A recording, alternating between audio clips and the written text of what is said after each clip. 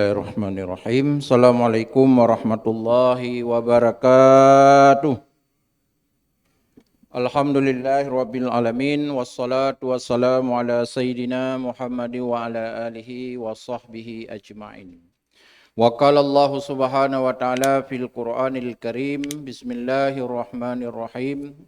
Ya ayyuhalladzina amanu in ja'akum fasikum binaba'in fatabayyanu an tusibu qauman bijahalatin fatusbihu ala ma fa'altum nadimin. Shadaqallahul azim.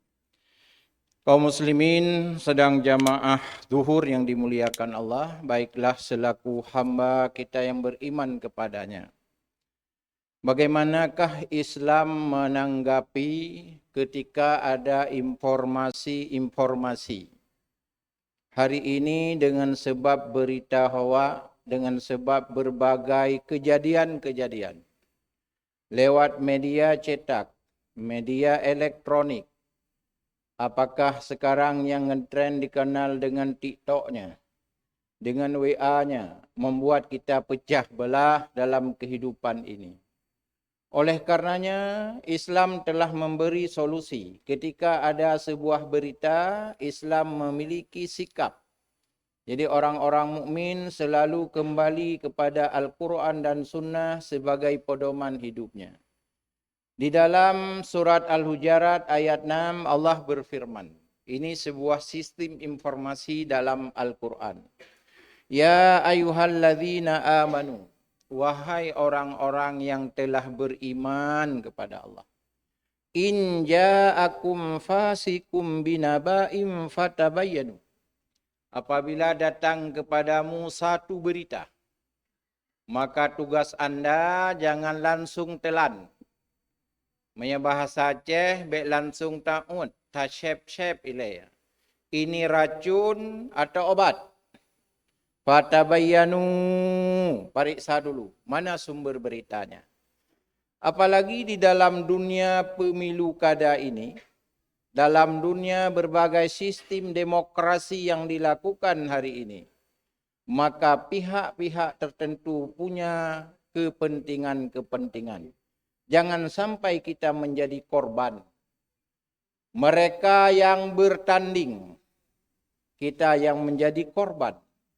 Islam tidak seperti itu. Semua harus kita lindungi. Semua harus aman. Maka agar kita tidak menjadi korban, tugas kita yang pertama orang beriman, kata Allah, fatabayyanu, periksa dulu. Dari siapa, untuk apa, kapan, di mana, dalam momen apa dia sampaikan. Tentu kelompok A, kelompok B punya kepentingan. Maka kita jangan jadi korban. Periksalah dulu sumber beritanya dari mana. Inilah yang kemudian hari syaitan di sana dia bermain. Kalau kita melihat di dalam satu referensi, nama kitabnya Nasaihul Ibad, karya Imam An-Nawawi, beliau menceritakan, Inna syaitana tis'ah zuryah. Syaitan itu memiliki 9 job description-nya. Salah satu tugas syaitan yang namanya syaitan masud. Apa tugas syaitan masud ini? Tugas utama menyampaikan berita-berita hawa. Dengan berita hawa lah orang bertengkar. Dengan berita hawa lah orang berkelahi. Dengan berita hawa lah manusia pecah belah. Ukhuwah Islamiyah bisa menjadi hancur.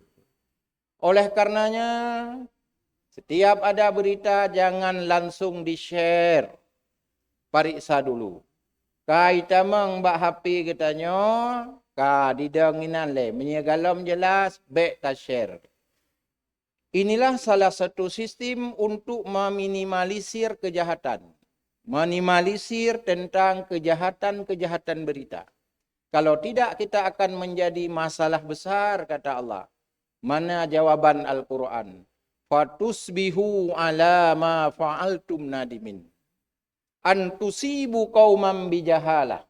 Jadi sehingga satu kelompok menjadi rugi dengan sebab berita kejahilan kita, ketidakpastian berita, lalu kita sampaikan ada pihak yang dirugikan. Yang di ujungnya ala fa'altum nadimin, penyesalan di kemudian hari. Apa yang kita katakan? Nasi telah menjadi bubur. Oleh karenanya 2 bulan ke depan ini berita hoak pasti akan muncul. Apalagi politik yang tidak sehat tentu menceri berita-berita orang yang aib orang. Sering di mana ada kelemahan, di mana ada kekurangan itu yang di-share. Jangan kita perluas fitnah. Jangan kita perluas kekacauan di dunia ini.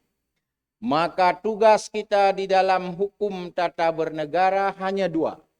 Pertama, menciptakan stabilitas bangsa. Yaitu terjadi stabilitas bangsa, tidak terjadi instability. Kedua, mensejahterakan masyarakat dalam kehidupan berbangsa, bernegara dan beragama. Maka Islam jauh hari telah memberikan berbagai mana sistem agar berita ini tidak intisyar. Bek diplung 3 tahun kurung Aceh.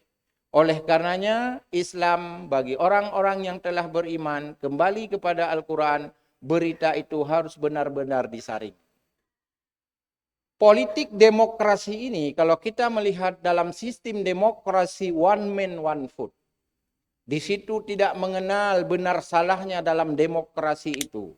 Karena yang dicari adalah 1 orang untuk 1 suara. Benar salah dalam demokrasi tidak banyak dia mempengaruhi. Karena dalam sistem demokrasi suara terbanyak adalah dianggap suara Tuhan. Itulah yang dipegang. Maka dalam Islam dikenal dengan syura. Musyawarah, apa bedanya? Musyawarah tentu pada yang boleh. Jangan bermusyawarah pada yang tidak boleh. Beda dengan demokrasi. Demokrasi keinginan si A seserah apa tujuannya. Lalu dia cari bagaimana suara terbanyak agar mereka dapat. Lalu menghalalkan berbagai cara. Islam tidak seperti itu. Maka hidup di negara ini di antara syura dan demokrasi. Maka harus hati-hati di dalam berpolitik. Apalagi pemilu kada. 2 bulan kemudian akan kita memilih pemimpin. Seserah dalam demokrasi. Semua yang telah ditetapkan adalah orang baik. Kalau tidak baik tidak mungkin ditetapkan. Mari kita memilih. Jangan kita menghina lawan kita. Islam itu adalah dakwah. Dakwah itu mengajak, jangan mengejek. Dakwah itu adalah menyuruh. Dakwah itu adalah menarik manusia kepada jalan kebajikan. Oleh karenanya, mari kita meminimalisir kejahatan hoak ini. Karena hari ini kita sangat sedih kalau kita lihat di dunia maya. Mandu murung kajiat ke wartawan. Mandu murung kajiat ke sumber berita. Lalu pertanyaan mana yang kita pegang yang menjadi referensi? Kalaupun kita kait di dalam dunia hukum. Hukum yang bisa berlakukan yang memiliki legal standingnya. Itu disebut dengan teori otoritas. Siapa yang berhak bicara hukum? Tentu ahli hukum. Hari ini di dunia TikTok, di dunia maya, mandum ahli hukum, mandum ahli berita. Lalu berita manakah yang benar? Inilah yang mengakibatkan kita bertengkar dalam satu rumah. Bertengkar dalam satu kampung. Bertengkar di dalam bermasyarakat. Oleh karenanya, mari kita meminimalisir berita itu, kita sisir dulu. Kita filterisasi dulu. Kita saring dulu. Agar tidak menjadi musibah bagi saudara-saudara kita yang lain. Inilah Al-Quran menjadi pedoman hidup kita. Agar hidup kita tidak gelisah. Kembali kepada Al-Quran dan As-Sunnah. Hari ini orang kan meninggalkannya. Maka terjadilah kekacauan seperti hari ini.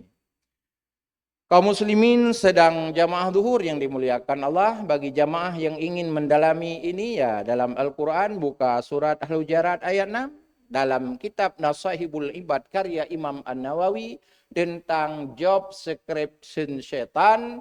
Setan memiliki 9 tugas pokoknya. Salah satu adalah tugas setan dia masuk dalam berita hoak. Hari ini kan itu yang terjadi. Ingin mupaki tanya. Luar biasa kejahatan gara-gara TikTok. Pu yang je ke masalah, IKP tamang peng, itanya je dosa. Tah tamang peng, TikTok semakin banyak kita share, biaya TikTok semakin tinggi. Kita dosa semakin meningkat. Lalu kita pilih yang mana? Sisi material kita rugi, sisi spiritual lebih rugi, kita berdosa. Oleh karenanya mari kita hemat dosa, mari kita minimalisir berita-berita yang tidak jelas, mari kita buat filterisasi. Itulah prinsip dalam agama kita. Bermanfaat hendaknya. Assalamualaikum warahmatullahi wabarakatuh.